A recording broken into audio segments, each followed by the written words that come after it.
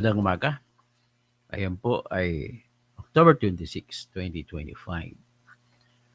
Ngayon po ang akin lang madalian i-comment dahil sa balitang ito ng Billionaire News Channel na binentahan si Toby Chanko ng proyekto. Pero may kapalit, taripa ang tawag niya. Yung kapalit, yun yung pagbebenta, yung presyo. Ibig sabihin, maraming mga nakaparada mga flood control projects at saka multipurpose building projects, ito si Saldico. Siyempre, hinahawakan niya yan alang-alang para kay Romualdez at para kay BBM. So tapos, nung si Toby Chanko, nangangailangan siya ng multipurpose project, building, para sa Navotas, lumapit siya sa kaibigan niya as a congressman na dikit naman kay Kuwangko, kay Elizalde. So, ang nangyari ay pumayag, pero may kapalit.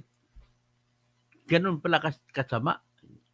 Ibig sabihin, hindi lang po si Toby Chanko pinagbibenta niya, marami pang congressman. Kasi mga congressman iba, gusto rin kumita.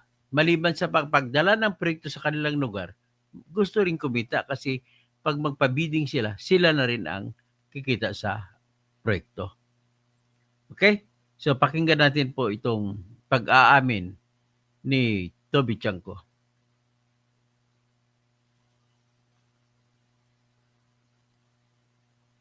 Navotas City Representative Toby Tiangco na magsasalita ang mga kapwa kongresista na hiningan umano sila ng taripa kapalit ng proyekto.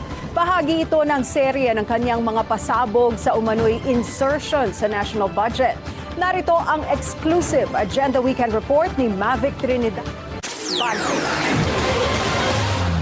Inamin ni Navotas Representative Toby Tiangco na bukod sa kanya, marami pa umanong biktima ng paniningil ng taripa kapalit ng bentahan ng proyekto. Sa panayam ng Abante Radio, naniniwala si Tiangco na maaaring hindi umamin ang mga kongresista na sila rin ay biktima ng taripa sa bentahan para hindi madamay sa issue. Madami. Hindi ko lang alam kung willing sila magsabi. Di ba? Dahil baka, ang problema doon, baka binili nila.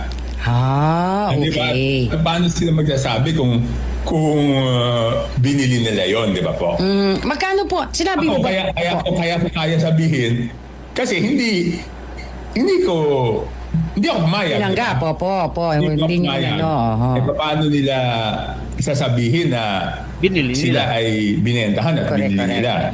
Siyempre, worried din sila na madadamay sila dun sa issue na yon. Eksklusibong ipinahayag ni Chanco sa Billionaire News Channel na siya mismo ang naka-experience sa bentahang ito ng proyekto noong 2023. Hiniling daw niyang mabigyan siya ng karagdagang pondo para sa pagtatapos ng kanyang proyektong multipurpose para sa kanyang nasasakupang distrito. Inilapit niya ito sa isang taong malapit kay dating Congressman Zaldico, pero hindi raw kinagat ni Chanco ang pondo at proyekto nang sabihing may taripa o porsyento ang kanyang kahilingan. May personal experience ako kasi isang beses, 2023 yon for the 2024 budget, humihingi ako ng additional bukod doon sa nabigay ng additional, may kulang na 200 million para hindi na mag-intay ng isa pang taon yung mga multipurpose building sa Navotas, di ba? Para hindi... Grabe.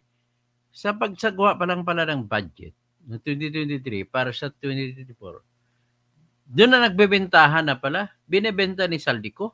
Grabe.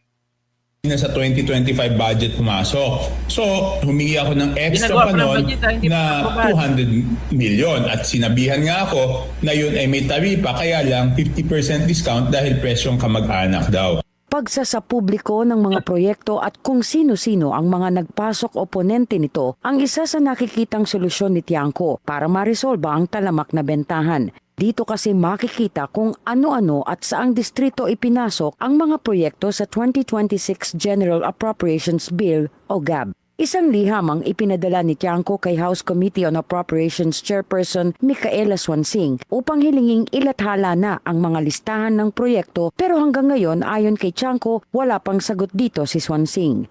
Yes. Nagdesisyon na ako na sumulat kay Chairwoman Congresswoman Mika Swansing na rene-request sa kanya na i-post na niya kasi meron sila niyan eh. Ngayon, anong ibig sabihin kung ayaw nila? Ibig sabihin kung ayaw nila, hindi tayo fully transparent, di ba? Ang akin lang naman maging honest tayo. Tayo ba fully transparent o hindi? Kung ayaw nilang ilabas yan, isa lang ibig sabihin yan, namimili sila kung ano yung papakita sa tao at kung ano yung hindi papakita sa tao. Sakaling ipatawag, nakahandang humarap si Tiangco sa Independent Commission for Infrastructure o ICI para ibahagi ang kanyang personal na nalalaman sa isyu ng bentahan ng proyekto kung saan siya mismo ay biktima. Iginit ni Tiangco na ang bentahan ng proyekto ang dahilan kung bakit bilyon-bilyon ang nangyaring insertion sa pambansang budget. Para sa Agenda Weekend, Mavic Trinidad, Abante. Duda si Napansin mo, sinasabi ni Toby Tiangco, may discount pag ikaw bumili, may discount kasi kamag-anak ka naman. Sino yun? Sino yung nagbebenta? Walang iba po, si Romualdez. Bakit? Paano naging kamag-anak ni Romualdez si Toby Tiangco? Ang asawa po ni Toby Tiangco ay Romualdez ang apelyido. Ha? See? So, ibig sabihin, ebidensya yan laban kay Tambaluslos na siya mismo nagbebenta.